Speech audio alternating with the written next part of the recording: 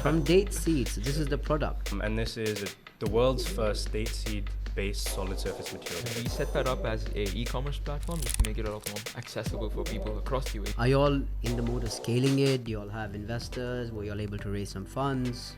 We're a small team. I think operations itself takes off like 90% of our time and effort. Oh, you must be so relieved after you're done shooting the content, right? Because you have to put up this face and then you have to put up that face. I'm like... Welcome to the show, Alhan and Nikhil. Thank you so much for coming in. And also thank you for the invite for the panel speaking session at your new boutique, Utopia, which is in Dera Pleasure to somewhere. have you. Yep. Thank you so much. I really appreciate that. It's the first time I wore a suit again. I don't usually do suits, but I said, okay, you know what? These guys invite me. I'll come in a suit. But You thank look you. sharp, you look sharp. Thank you. I didn't get any eyes from women here and there, and my wife sitting across. But thank you once again for coming in. We really had a good time with your family as well at the event. They were very polite, very humble, very hospitable, and my entire team actually enjoyed the time over there. So thank you for that. Thank you. We felt the same. It was great having you over. Awesome. You had a great set of panelists over there. I really like Chloe as well. Cole. Cole, right? Cole, yeah. yeah. Very nice guy. I have to invite him also. A fellow podcaster, in fact. Yeah, Yes, I know. He shared his information with Mhm. me, and we connected on LinkedIn. And I was like, you know what? I need to get you in. Good Yeah. stuff. Yeah. And he's moved in from Canada. From Exactly. Canada. Wonderful guy. Yeah, very energetic too. I like that.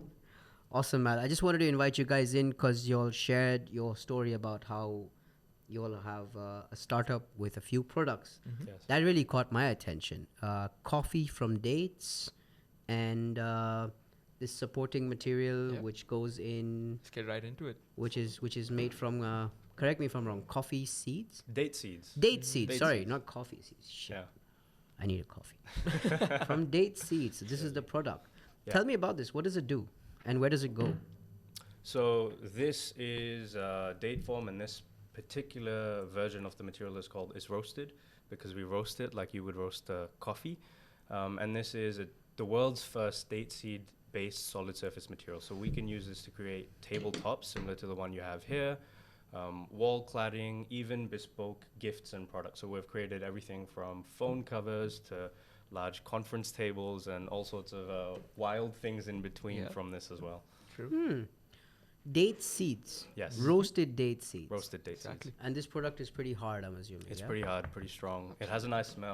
And Interesting. ultimately it's taking something that would have gone into landfill and giving it a new life, but also for us as a consumer, it's completely fresh, it's completely new. You're tired of seeing the regular wood, the plastic countertops or whatever it may be. So there's a rich storytelling aspect to this material. Correct. Interesting. If someone wants a meeting room center table, where does one go and get one from? They come to us. So, I mean, you'd have to reach out to us via Instagram or our website. And we don't sell standardized meeting tables at the moment. So everything's custom. If you have a custom thickness, shape, even if it's like a really weird, wonky shape, we can CNC cut it for you. And yeah. Have you all delivered any of these before? Plenty, in fact. So we've Coffee, been like this table? date Yes. tables. Yeah. So Ooh, we are interesting. used across in a few offices, in a few presidential palaces, and in a restaurant down in Abu Dhabi as well. So they're opening up in a few weeks, if I'm Very not soon. called Terra Eatery, and they're the first, let's say, public space where date form tables have been used. Yeah. And they were used as a 8-seater and a 6-seater rectangular circular table. All of these were bespoke designs. So what we tend to do is work not directly with the client, but more so with designers and architects, because we feel putting this material in the right hands can really bring it life. And these designers come up with some of the most, unthinkable designs that we ourselves might have not brought up or thought of. And that I think makes part of the value of the material, which is putting it in the right hands and Nice. turning it into a beautiful product. Where's the factory for this product? Based out of Sharjah. So Oh, wow. So it's initially- in UAE. in That's UAE amazing. completely. So we Every collect step the of our seeds. process is within the country. We like to stay true to the Made in Emirates, Of course, why not? ethos. We so say made with love in the Emirates. Yeah, That's how we true. sort of Oh, that's pitch nice. it, because there's been a lot of effort that we've put in. Some of the initial projects were actually made by us at our university facility, but also at home. In fact, we were delivering a display wall piece to be put up in a flagship store in Dubai Mall. And that was all done between home and university. So, Correct. Wow. So Okay, that's interesting to in know. fact, So you can date do a form- whole bunch of things with this. Yes. Yeah. Where can people find you on Instagram? What's your Insta handle? On Instagram, we're at ardh.collective. So that's ARDH.collective. Our website is ardhcollective.com, but we also have dateform.ae. Just if you want to focus which on this is material specific. we set that up as a e-commerce platform just to make it a lot more accessible for people across the UAE, because we don't have enough of a retail presence, if I'm being absolutely honest. So I think we are trying to tap into the e-commerce platform of it and make it as accessible as possible. So on our website, we've got products that we designed ourselves: trays, homeware products, tabletops, a lot of other, let's say, standardized things that we're able to provide. And yeah, we're just trying to make it as easy as possible for people to bring us into their homes. Awesome. So you all do tabletops along with the legs, so the whole package. Yes, whole the thing. whole package. Yeah. Let's say, just for the audience and for my knowledge, if I were to get a conference table made for my little office here, and if I wanted to go with a tabletop like this, a table similar to this one, what would I be looking at in terms of pricing? Just an average to get an idea. That's a very good question. I think we're an expensive material, I have to say. And it really depends on the shape, the thickness, the type of legs, but I think the cheapest we've done was just over 3K. Yep. So for That's a not too small bad. meeting Yep. table. Say for a 2x1 meter table with standard legs, nothing too fancy, and manufacturing Yeah, we had a material. little cutout for like electricals as well. Yeah. Oh, sweet. Mhm. So you think of everything. That's Yeah. amazing. Yeah. And 3K ain't bad. Yeah. I mean, we try to though Alhan mentioned we're expensive, I think we're only expensive from all of your regular options and mass options. Of When you get course. into the custom market, I For feel sure. we're positioned quite a lot in the accessible side No, of I things. totally agree with you. Custom work takes a lot more time, effort, 100%, yeah. and more personalized touch rather than something coming out of a factory in China, right? Exactly. True. And you might have a table that you only have. Mm. Whereas if you go to IKEA, everyone and the grandmother has it. Yep. I know. No, but that's pretty cool. What brought this up? Like, what was the seed that came out of The this? seed that came out. Right? Of it. Wonderful. That's it started off as a university project. We went to the same university, the Dubai Institute of Design and Innovation. We met on the very first day and we clicked and connected very, very well. There was a natural chemistry. We had a strong set of interests that overlapped, and I think we respected each other's craft and work. So we were doing a project looking at sustainability and how we can reuse waste in the UAE.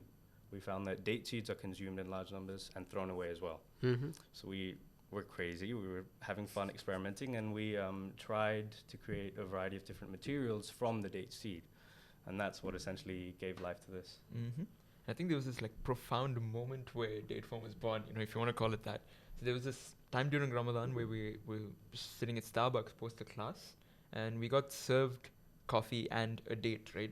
So we were all enjoying the fruit. I mean, the date was amazing, but the seed was just lying on that cup later during conversation. And that was when we were boiling and thinking about what's that one waste product that we can turn into value. And we saw a date seed right in front of us. And we're like, let's try to break it down with this. What can you do with a date seed? Yeah. It was a very wild, wacky question that we threw to Yeah, I ourselves. mean, I and would have that's probably led sat to there and this. looked at you and be like, what's wrong with him? We did. We laughed at each other. Yeah, Right, At that very exactly. point, we didn't believe in it. What do you think you can do with a seed? Just throw it away, right? So that was Yeah, I mean, the immediate first thing that reaction. comes to mind. No. Yeah, exactly. Just chuck it off. Exactly. And in fact, I Interesting. think that's this. Let's say the interesting factor about the material is that the fruit holds so much value, especially within the region, in terms of hospitality. It holds for a lot of history as well, in terms of date trading, the harvest of dates, etc. But the seed was never something that anyone gave a second thought to.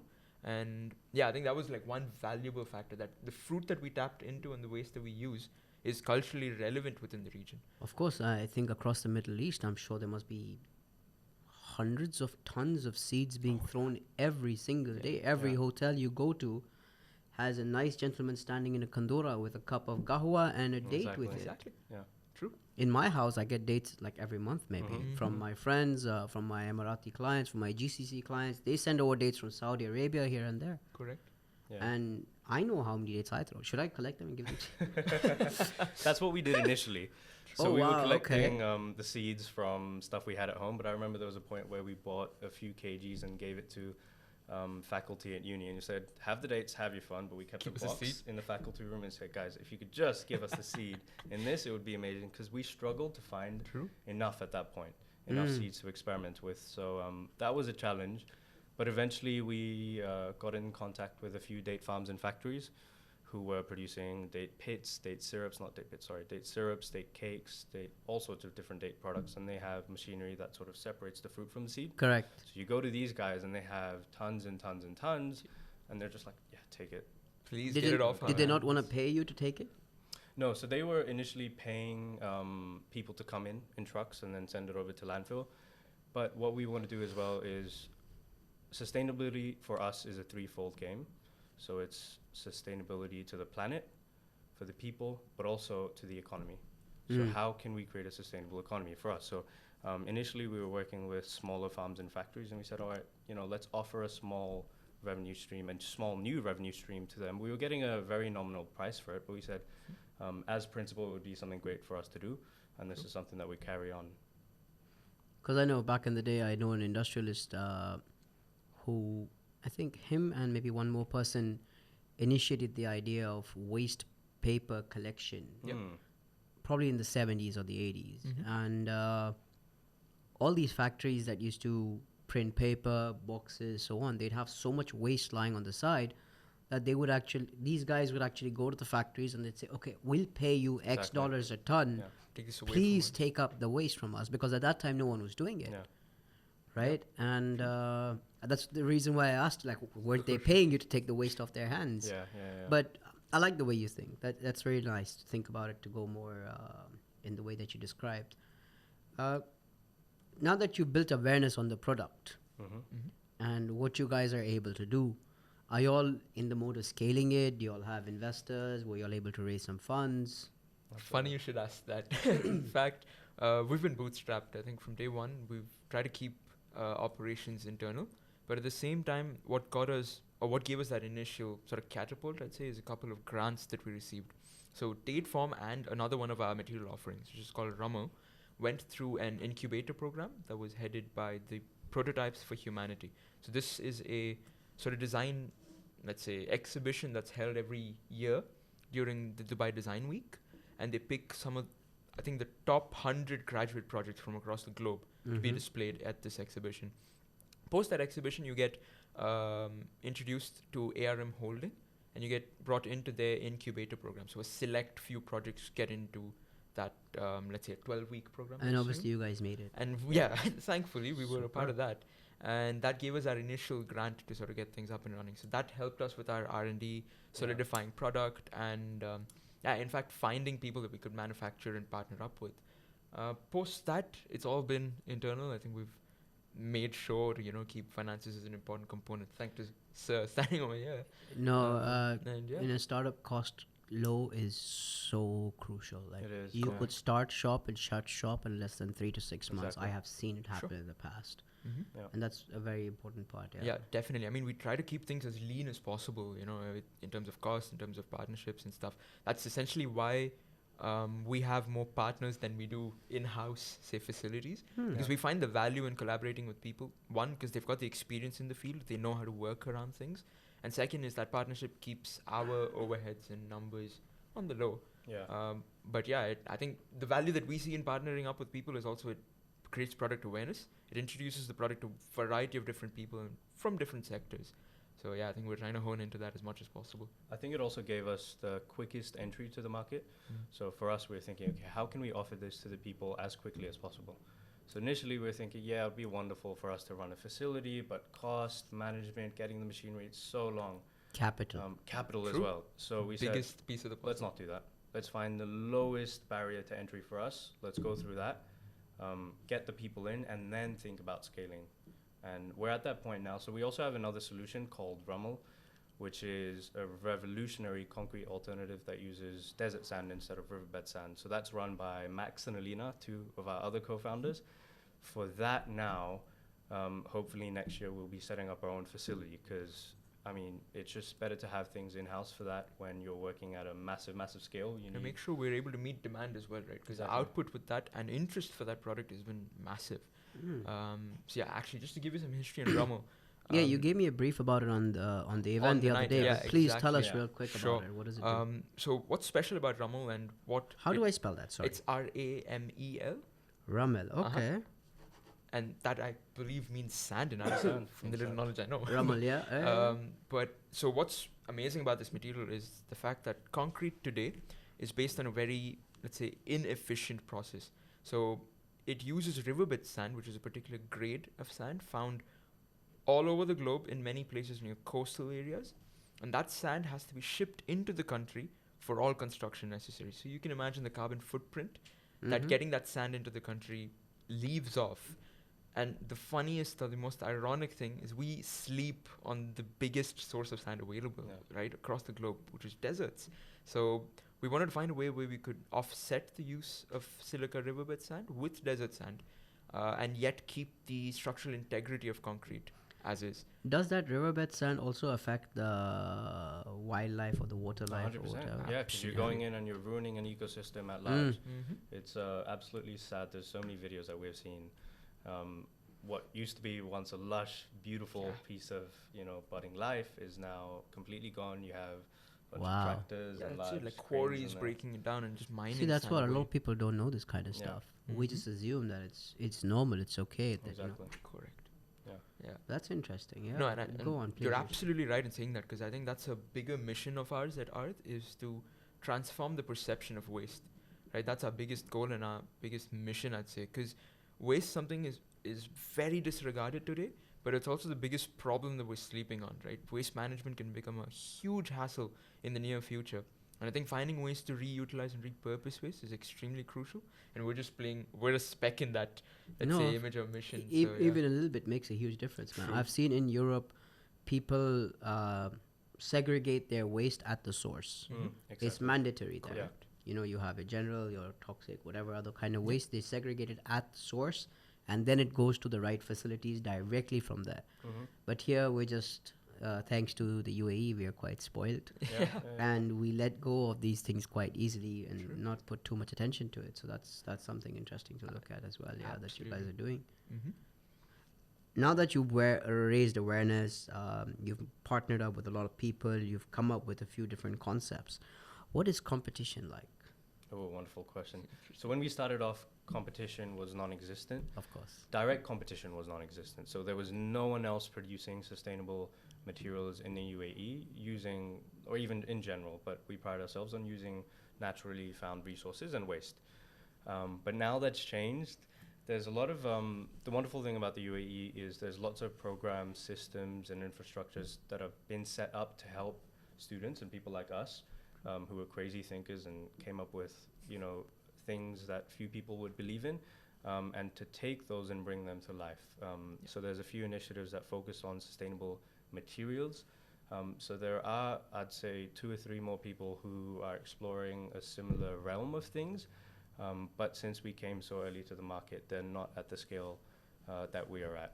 But our goal at Ardh Collective in general, our longer sort of vision is to be a material innovation powerhouse and an entity that fosters continuous innovation, but also partnering up with other individuals. So what we didn't have initially was the infrastructure to produce this at scale. Now we do.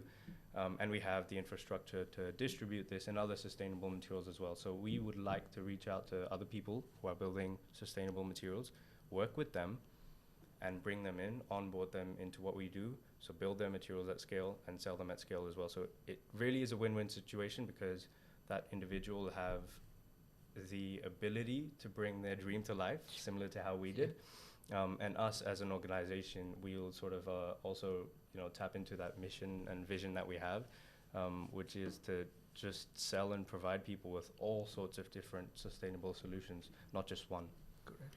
I think what's sad is, in fact, like so many of these wonderful ideas, maybe ideas better than even Dateform, die in research labs. There's the people are either, I think they're demotivated to take an idea up and commercialize it at some point, or they just seem too far-fetched, right? It's a bit like, oh, how do I even realize this? Nah, I'm not going to take it up. Let it just be a university project on my thesis booklet, and I'll let it sleep on my, library. But I think what we realized was, like Alhan was saying, we wanted to find a quick entry method into the market. And I'll be honest, the material that we sold the first time was not even as good or as near as perfect as this. We learned during our process and in our sales cycles, I'd say. I think we just want to make it as easy as possible for students, especially, to take and convert an idea into a reality and make it an actual business. And yeah, any part that we can play in that is wonderful. Yeah. And yeah, another factor is in the win-win idea. Opening doors to a manufacturing facility, again, is very important to them, right? Because you do things in your prototyping lab, but the prototyping lab is never a sustainable solution. Of Like, course. you wouldn't be there manufacturing every Of little order course. coming your way. So yeah, I think access to a manufacturing facility, at least in a place like the UAE, which is still growing in terms of its manufacturing capabilities, is quite important. And yeah, if we're able to do both of that in the near future, I think. And I think what I liked what you said earlier was that you all went out partnering with people, whereas a lot of people be like, oh, this is my idea. I'm going to move into manufacturing. I'm going to move into retail. I'm going to move into wholesale. I want to do everything myself because I don't want to give cuts from my business to anyone. And I think that's also another aspect where people lose out because, you know, they want to do everything themselves. It takes too long and they can't bring it to life. Exactly. Another thing that we've always had as one of our values in the company is let's put the product and people over profits. So obviously when you're running a business, you need to have the money coming in, otherwise you'll drown. But for us, we know that if anytime we're trying to make a quick buck off someone, you're not going to hold them and they're not going to recommend other people as well. So sometimes we're taking really big cuts on our profit margins, but it always pays back. Of course. It always pays back. 100%. No, for sure. Like, to be fair, sorry, don't mean to cut you off, but I think when it comes to marketing, me and Han are probably the poorest people, right? I think this podcast that we're doing right now is one of the best, let's say, like public relation things that we've done in a long time. But I think what we're really honing in on is word of mouth and the value in the product. So clients who've reached out to us, the bare minimum that we get out of them is a good word of mouth recommendation to a fellow client, and they immediately come towards us. So yeah, I think like we're blessed in some sense where we're getting clients walking through our doors even without having spent enough effort. I'd say enough effort is the right word to use because we have content, we have things that are in the pipeline, but we're never able to publicize it as much as we like. And yeah, I think that's a skill that we're going to learn from you in the near future. And at the same time, that's the thing, right? When you have these people come in and come back to you and pass a good word, it's like they say, right? You have a good experience, you tell 2 people. If you have a bad experience, you tell 10 people, exactly. right? Yeah. Exactly. That's really good. But I also like the fact that you believe, okay, boss, if he's a specialist, let him do his business. I don't want to get into it. I never took up content creation myself because I was like, oh, I've learned how they're doing it. It's a matter of editing here and shooting there and throwing a couple of captions on the video and it's done. Doesn't work like that, man. There's a bigger science behind it, isn't it? Yeah. Exactly. And, you know, like the people I've been working with for the past 2.5 years, Asad over here, my partner, working with them almost 4 years now. Crazy. Let them do their thing. Yeah. That's it. For sure. Come, sit, do your part, let him do his part, her part, whatever, and you're good to go. Awesome. Moving on to the next thing. Date Brew. Tell me a little bit about it. Sure. And what is it? So Date Brew, like you can see here, is a date seed based coffee alternative. So what's funny about this drink is that it's absolutely caffeine free and no jitters. What's the point of coffee then? Great question. I would agree with you on that point, but there's a massive percentage of the population that are very caffeine averse. So like crashes post caffeine or anxious reactions to consuming Can I caffeine. pull this open? Yeah, Go ahead, 100%. please. Okay. It's very nutrient rich. Date brew is very, very nutrient rich. So you can get the feeling of drinking something similar to coffee, but not with the terrible crashes.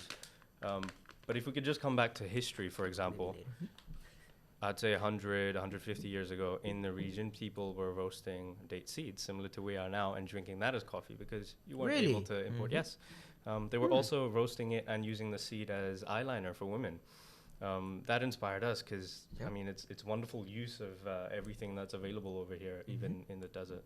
Is that going to be available in Sephora soon? It's a good idea. We should tap into We it. might tap into that. Date Yeah, eyeliner. why not? Shit, Sustainable. people get fascinated. I mean, Correct.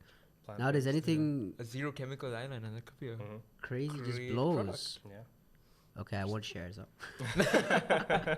We'll credit you for product idea. Fine. No, but I think like Date Brew was actually a result of a lot of conversation we had with people, right? So we'd show the material to a lot of them and then they'd smell it, funny enough, because you'd never think of smelling a material. Right. That was the first thing people Yeah, and I did. smelled it too. I mean, yeah, They're it like, does. oh, this smells exactly like coffee. And we're like, yeah, because the process is similar to coffee. And then maybe Alhan and I just took a step back and we said, hey, if the process is similar to coffee, what can we actually turn it into a coffee? Can it be a product alternative? And yeah, I think like just cooking up with our V60s at home and French presses, we landed on a drink that was quite refreshing and at the same time caffeine free. Where can people find this? On our website, dateform.ae/datebrew. Awesome. And hopefully we're going to be getting it to retailers across the country. Yeah. Yeah, In y'all fact, need we to are get this being into coffee shops. That's our Yeah. goal and that's our mission for the first year. In fact, we've gotten into 2 coffee shops in Abu Dhabi, Tuck Shop and Ether. So these are 2 based off Tuck Shop, of course, in the city, and Ether based off the Saadiyat Island. And yeah, they both serve Date Brew as part of their menu. And the reviews we've heard from there are quite promising. I think a lot of them like the refreshing aspect of it.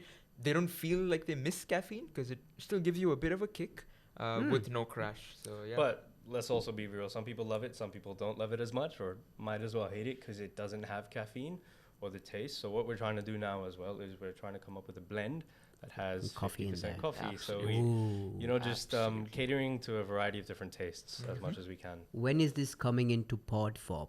Great question. The I minute we need can find that. someone who can pack it in a pod form. We need There's to so find a many manufacturer. coffee shops, not coffee shops, so many online people I see. I mean, I buy my pods online.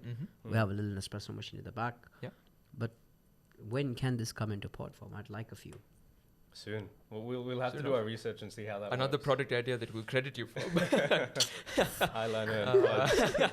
No, it's just the fact that this coffee is made better in traditional processes. So something like a French press or a V60 tends to extract more flavor from it. That's the only thing. Or even, I mean, I put it in a teapot. That's how I personally do it. So you could use a mocha pot. People use French presses, all sorts of, even the AeroPress. But I personally like mine in a teapot for some reason. My friend, we work in real estate. We don't have that kind of time. But we'd encourage you to take the break from all the Yeah. screen time. I think, it's good You need to that step quick away for caffeine. coffee. Okay, that's interesting. But when you do get the pods, please let me know. I'll Oh, buy sure. a few for sure. 100%. Sure, my Let you team know. would love to try We'll it. be as running our well. tests with you. Yeah. No problem, Yeah, yeah, man. Love it. Why aren't you guys doing reels and TikTok videos for the products that you have?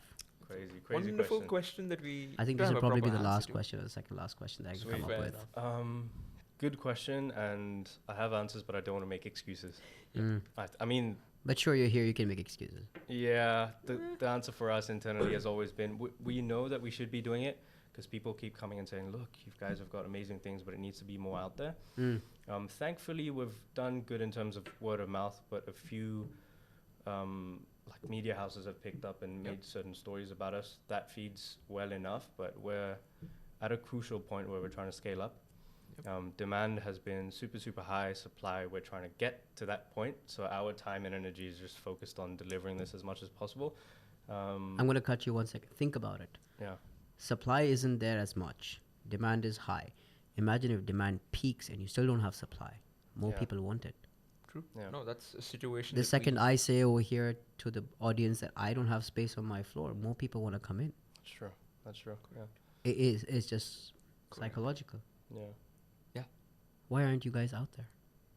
No, that's a wonderful question. To be fair, it's something that we need to tap into. See, we're a small team. I think operations itself takes off like 90% of our time and effort. So we keep I don't know if procrastinating is the right word to use, but we keep pushing it away in terms of our priority, right? So we say we have an order on hand and that requires, say, X amount of hours, and creating content requires Y amount of hours. We're like, let's just increase X by taking away from Y and let's make it more beneficial for the client than for the audience. I think we've got to put both on the same pedestal. But it's terrible because we're doing amazing things and we don't. people have don't the know about opportunity.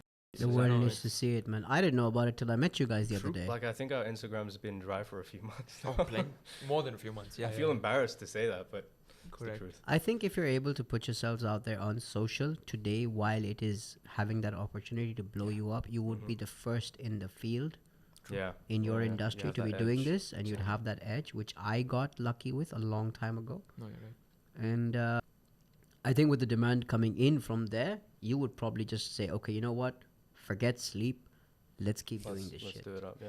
And I think a lot more people would trust us in our journey to scale up as well, right? If we have enough of a trust coming in from the audience, I think that gives you enough of a catapult to go up to investors, to government bodies, etc., and say, hey, we back what we say, right? So You yeah. wouldn't have to go out to people; they'd reach out They'd to come you. to True, you, true. exactly. You'd attract crowds. Yeah, exactly.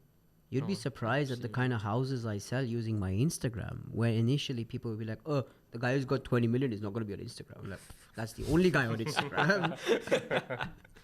No, you're absolutely right. I think the power of social is something that we realize. Yeah. It's just something we haven't tapped into.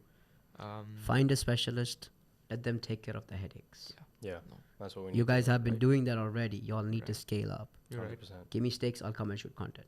Let's do it. We're up for that. We're up for Absolutely. that. I think we see the power in content. I think you've shown it to us Yeah. firsthand. So yeah, no, there's definite value. We might send you an email soon. Anytime, man. WhatsApp is better. I don't like Sure, emails. Yeah, sure, yeah, fair. quick. Fair deal. Awesome. Do you guys want anything to touch on more? Is there something I missed out? Y'all have any questions y'all would like to ask? Whatever it is. We'll take another 5 minutes, 10 minutes if y'all are good, Yeah, if y'all yeah, want yeah, to. yeah. Otherwise, we can call it quits. Maybe I think questions in the sense that how do you think a startup, say not us in particular, can find ways to tap into socials? I think you've got a great understanding of the algorithm, let's call it, or the way you operate in socials. How can a startup with no team, no, let's say, backing, get into that space of the company? Content can be very simple. Mm. The most simplest of things, especially something like coffee, hits the world. Yeah. Small example. I was showcasing an apartment in Business Bay, Right. which is ridiculously priced Mhm. by a brand that I personally grew up loving. Okay? It's an automobile brand. Right. And since I was a kid, I was fascinated by the car and the guy behind it and the work that he's put it on, designing it. It was just like a spaceship. Mm-hmm. And I think he emerged in the early 90s or the early 2000s. And the first car that he built had the same initials of my name. Oh, So I went out and I got me this bling little Z pendant with diamonds all over it in the same design of how the alphabet is written Yeah. on his vehicle. Wow. And I've had it till date. And luckily I got to meet him after all these years in the launch of the product. And we shot a video in the apartment. Mhm. And the apartment had this little coffee machine, which is built into the cabinet or the marble slab, where you use the iPad, you tap a few buttons, and the coffee pours. wonderful. It was shot in the most pathetic manner. Mm. Okay, and all I said was, what I love about this apartment is this automatic coffee maker. You take your cup, you place it down here, you press buttons on the iPad, and the coffee pours. When I was doing that, the guy filming me was showcasing my elbow. Okay? Right. And later on, he cut, and there you saw the coffee drip. I picked it up, and I just did this to the camera. Right. 5 million views. Crazy. Wow. Crazy. The most horribly shot piece of content from the guy I begged to come and shoot my content. What do you think made it get those many Coffee. views? Coffee? Just coffee. Because it's It's relatable. what you were showcasing in the video. It wasn't the video itself. Coffee relates with the world. Yeah. Everybody wakes up. First thing, I want to press that button on my Nespresso machine. I need that kick. True. Yeah. Yeah. So it was as simple as that. This is gold. What you can do with this product with just coffee as a terminology will blow up. And I sat with my guy and I was like, bro, his name is Fahad. I'm like, Fahad, this is the most horrible video you've ever shot. You built this company, you started the company. How could you shoot a piece of content like this and get it 5 million views? He's like, bro, it's coffee. It's simple. People love coffee. You talk about what relates to people. Boom. True. I will share that video with you guys later. You'll be like, Z, whatever the fuck you said is actually there in the video. It's actually crazy. And No, you're right. it's the most simplest things. And yes, share a little bit about your life as well. Yeah. Showcase who you are, because people relate with people. I think having a personal brand is super, super, Correct. super Right. important. If you're constantly selling product online, people don't want to see that. Yeah. Because people get onto social to get away from corporate life and Yeah. from sales and from business and so on. That is why you'll see on my stories or my videos, there's always an element of my lifestyle, of who I am, and of my team and my floor and my cat and my wife and I don't know what. Brilliant. Yeah. So yeah, just use these 3-4 things, and this is what I tell the team as well. Just showcase a little bit about who you are. Authenticity, right? Yeah, you're showcasing the product great. People relate with me so much more because they know the kind of person I am. Yeah, I mean, I felt that way before meeting you as well. Because we see who you are, your lifestyle, and sometimes it doesn't click. You'll have people with social media personalities and then who they are. But for you, it felt more naturally connected. So Yeah. I've had people come and tell me, oh, you must be so relieved after you're done shooting the content, right? Because you have to put up this face and they have to put up that face. I'm like, that's just me. There's no mask. okay. But yeah, you guys need to blow up content, man. We should. Because if somebody else does it, They'll be ahead now. No, you're going to be 100%. second in queue. Yeah, True. one thing that we keep hearing from a lot of people we speak to is you've got a wonderful product, but you've got to educate the people about it. Otherwise, you're not going to get there. So I think that's just something that we're probably going to have to focus on. Oh, for sure. No. Just hire the social right media. guys. That's Yes. it. Mm-hmm. Yeah. No, I think team Next step. makes the biggest difference. You're right. And speak to right. people like you, Sahib, Yeah, to exactly. Anytime. get the chunks of knowledge that you've gained over a lot of Anytime, years of man. experience. and Anytime. I knowledge. should Very charge true, people for seriously. giving it up, but I don't really care. It's okay. True. Let the people make some money. You can man. join Why our not? advisory board. We're onboarding for Would that. love to have that. Sounds like Yeah. a plan. We'll talk about it later. Awesome. Anything else, man? Protein stuff. Yeah, you guys are good? I don't know how the coffee tastes. Khalas. I will let you guys know how the coffee tastes. Thank you so much for that. Perfect Thank stuff. you. Nikhil, pleasure to have No, you. pleasure to Alhan, us. Thank Pleasure see so you much to you again. as well. thank you so much and see you guys in the next piece.